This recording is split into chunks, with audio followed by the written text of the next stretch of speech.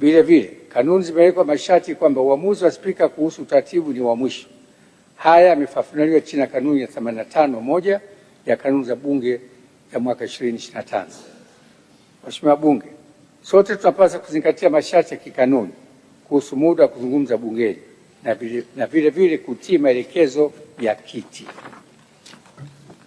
kila yanapotolewa. Sasa kwa kuwa Mheshimiwa Ado wakati alipokuwa anachangia hakuzingatia hayo kwa kuendelea kuzungumza wakati muda wake umekwisha, na vile vile hakuacha kuzungumza baada ya kuelekezwa na kiti. Vile vile mpaka sasa mbona kuna baadhi ya wabunge wanafanya makosa kama hayo, hivyo ni vyema kujirekebisha ili kujiepusha na vitendo hivyo vya utovu wa nidhamu.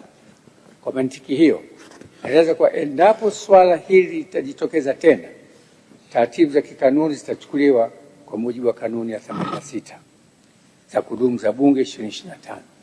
Kwa mantiki hiyo, namsamehe Mheshimiwa Ado kwa ugeni.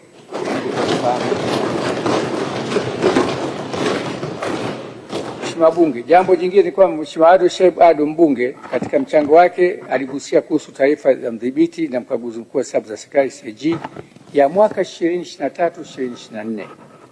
Taarifa hiyo pamoja na taarifa za ukaguzi wa mwaka 2024/2025 zimepelekwa kwenye kamati za kudumu za bunge zinazosimamia matumizi ya fedha za umma, ikiwemo kamati ya kudumu ya bunge ya hesabu za serikali za mitaa LAC, ambapo Mheshimiwa Ado Shaibu Ado ndiye mwenyekiti wa kamati hiyo.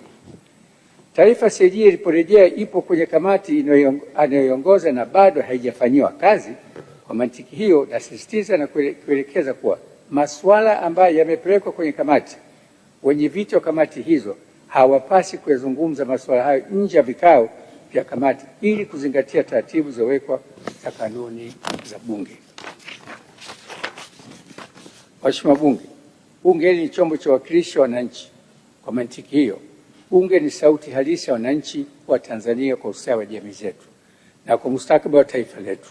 Hivyo basi, ni muhimu kuzingatia kanuni zinazosimamia taratibu za mjadala bungeni, kwa sababu tunapozingatia